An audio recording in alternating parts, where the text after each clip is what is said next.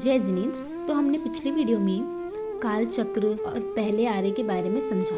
अब हम आगे के आरों के बारे में समझते हैं। दूसरा आरा है सुकमा। 3 कोड़ा कोड़ी सागरोपम का यह आरा होता है।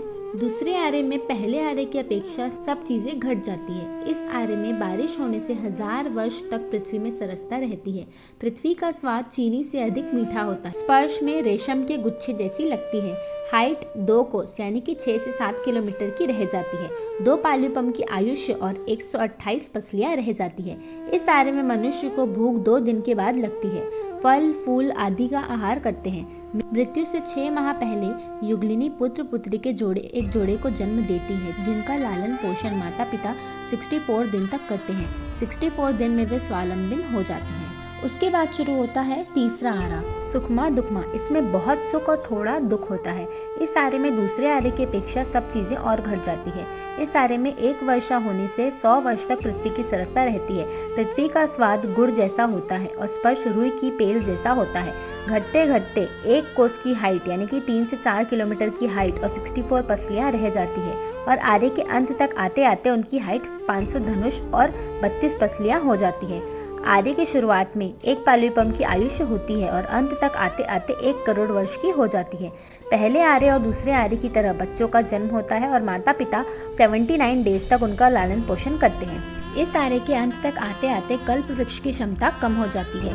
इस आरे में द्वेष कषाय बढ़ने लगती है और महाराजाओं की व्यवस्था शुरू होती है। जब तीसरा आरा खत्म होने में 84 लाख पूर्व 3 वर्ष और 8 मास 15 दिन बचे होते हैं, तब प्रथम तीर्थंकर का जन्म होता है। काल के प्रभाव से जब कल्प वृक्ष से प्राप्त की हुई चीजें पर्याप्त नहीं होती है, तो अब सारे मनुष्य व्याकुल हो जाते हैं और अपनी समस्याएं लेकर राजकुमार यानी कि प्रथम तीर्थंकर के पास जाते हैं। इस अवसर पीढ़ी काल के प्रथम तीर्थंकर ने हमें असी मसी कृषि यानी कि शस्त्र विद्या, व्यापार विद्या, खेती कैसे करें ये सब हमें सिखाया।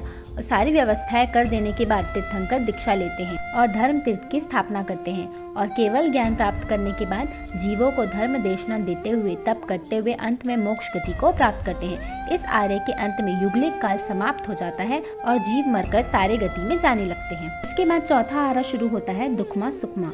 यह आरा 1 कोड़ा कोड़ सागरोपम में 42 वर्ष कम जितना होता है। इस आरे में दुख ज्यादा और सुख कम होता है। इस आरे में मनुष्य की आयुष्य 1 करोड़ पूर्व की होती है और हाइट 500 धनुष रहती है और इस आरे के अंत तक आते आते हाइट 7 हाथ की रह जाती है। इस आरे में मनुष्य को दिन में 1 बार खाने की इच्छा होती है। पहले तीर्थंकर के निर्वाण के 3 साल 8.5 मास बाद चौथे आरे की शुरुआत होती है। इस आरे में 23 तीर्थंकर, 9 बलदेव, 9 वासुदेव, 9 प्रतिवासुदेव हुए। अंतिम तीर्थंकर के निर्वाण के 3 वर्ष 8.5 मास पश्चात 5वां आरा दुष्म काल प्रारंभ होता है। 21,000 वर्ष का यह आरा होता है। अभी प्रेजेंट में 5वां आरा ही चल रहा है। इस आरे में क्रोध, मान, माया, लोभ, हिंसा इतनी बढ़ जाती है कि आरे के अंत तक आते आते धर्म का विनाश हो जाता है।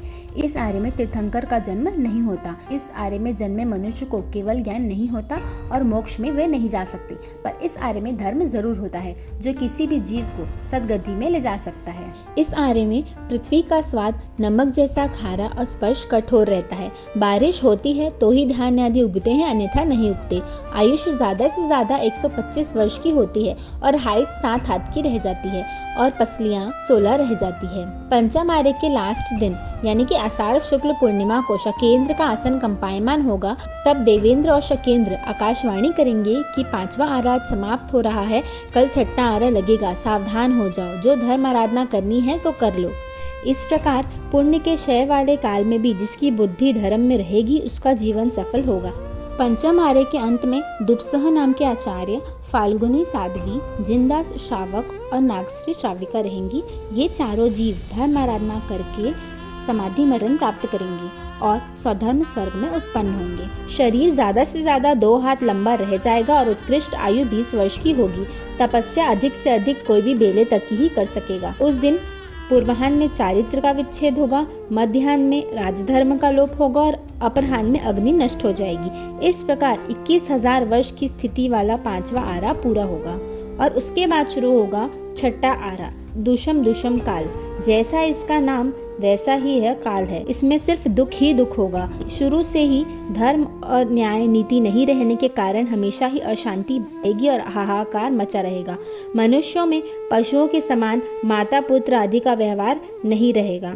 दिन रात कठोर वायु चलती रहेगी। सूर्य इतना ज़्यादा गर्म होगा कि लोग बाहर नहीं निकल पाएंगे और चंद्रमा में इतनी ज़्यादा शीतलता रहेगी कि वह भी सहन नहीं हो पाएगी। ज़्यादा ही ठंड और ज़्यादा ही गर्मी के कारण उस समय मनुष्य बहुत ज़्यादा दुखी रहेंगे। इस आर्य के शुरुआत में संवर्धक नाम की आंधी चलेगी, जिससे बड़ी से बड़ी बिल्डिंग भी नष्ट हो जाएगी। बादलों से विष अग्नि की वर्षा होगी, जिससे मनुष्यों को काम, जलोदर, श्वास आदि अनेक रोग उत्पन्न होंगे। सिर्फ 5 ऐसी जगह रहेगी जहाँ मनुष्य रहेंगे: गंगा नदी, सिंधु नदी, ऋषभकूट, लवन की खाड़ी और वैताड़ी गिरी। इन पर्वतों में 72 गुफाएं रहेंगी जहाँ मनुष्य रहेंगे। मनुष्यों के शरीर कुरूप, दुर्गंध वाले होंगे। अवगाना उनकी ज्यादा से ज्यादा 1 हाथ प्रमाण होगी। उनकी वाणी कर्कश और निष्ठुर रहेगी। वे क्रोधी, माया वाले, लोभी, रोगी, कपटी, चपटी नाक वाले, वस्त्र रहित और निर्लज्ज होंगे। पुरुषों की आयु 20 वर्ष और स्त्रियों की आयु 16 वर्ष होगी। स्त्रियां 6 वर्ष की आयु में ही गर्भ धारण करेंगी और उनका प्रसव बहुत ही ज्यादा दुखपूर्वक होगा। वह 16 वर्ष की आयु में बहुत सारे पुत्र पुत्रियों की माता होगी और वृद्धा हो जाएगी। उस विषम काल में मनुष्य और पशु सभी मांसाहारी होंगे। गंगा और सिंधु नदी का पानी मत्स्य, कच्छ पादी से भरपूर होगा। रात के समय मनुष्य पानी में से मत्स्य निकालकर स्थल पर दबा के रखेंगे। वे दिन के सूर्य के ताप से पक जाएंगे। उनको वे मनुष्य रात के समय भक्षण करेंगे। यही उनका आहार होगा। उस समय दूध, दही आदि और पुत्र, पुष्प, फल आदि तो होंगे ही नहीं। ओढ़ना बिछौना भी नहीं होगा।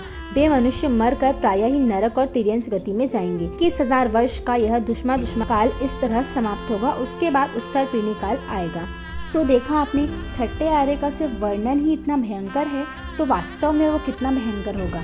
तो यदि हमें छठे आर्य में नहीं जाना है तो हमें धर्म से जुड़ना ही होगा। सिर्फ धर्म ही सहारा है जो हमें हमारी दुर्गति से बचा सकता है। इसलिए हमें छोटी छोटी चीज़ों में विवेक रखना चाहिए और जितना हो सके हम धर्म से जुड़ें ताकि हमारी सद्गति हो सके। परमात्मा की आज्ञा विरुद्ध कुछ कहा हो तो एक क्षामि दुक्कडम। जय जिनसात।